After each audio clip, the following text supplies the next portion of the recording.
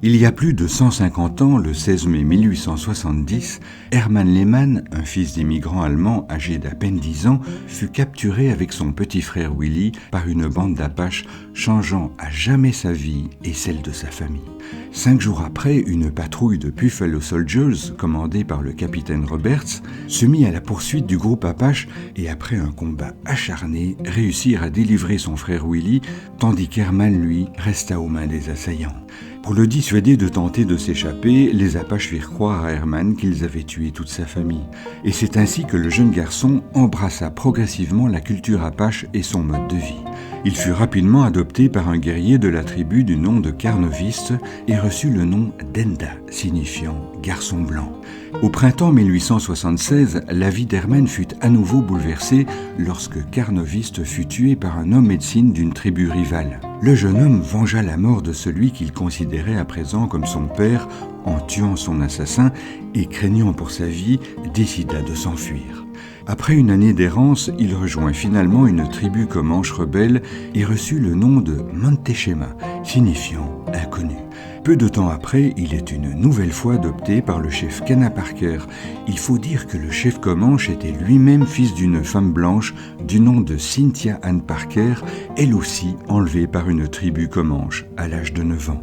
Cana Parker, qui a compris que la guerre contre les Blancs était perdue, accepte finalement de faire la paix et se rend avec son groupe à Force Hill avant de rejoindre la réserve comanche de Kiowa. Assez rapidement, Hermann Lehmann est remarqué par les colons du fait de sa peau blanche et ses yeux bleus, et c'est ainsi que le colonel Mackenzie, en contact avec la mère d'Hermann, décida d'envoyer ce dernier sous bonne escorte à sa famille d'origine installée dans le Texas.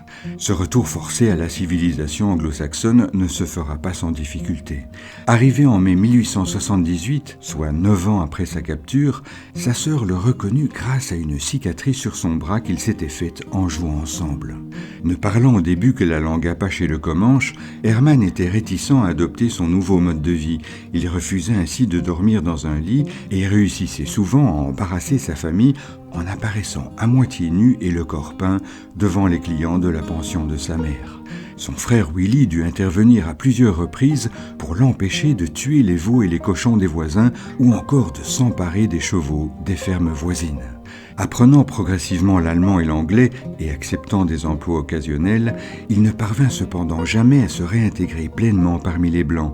Toujours de bonne humeur, son extrême habileté à tirer à l'arc, à manier le lasso ainsi qu'à monter à cheval firent de lui une véritable célébrité locale.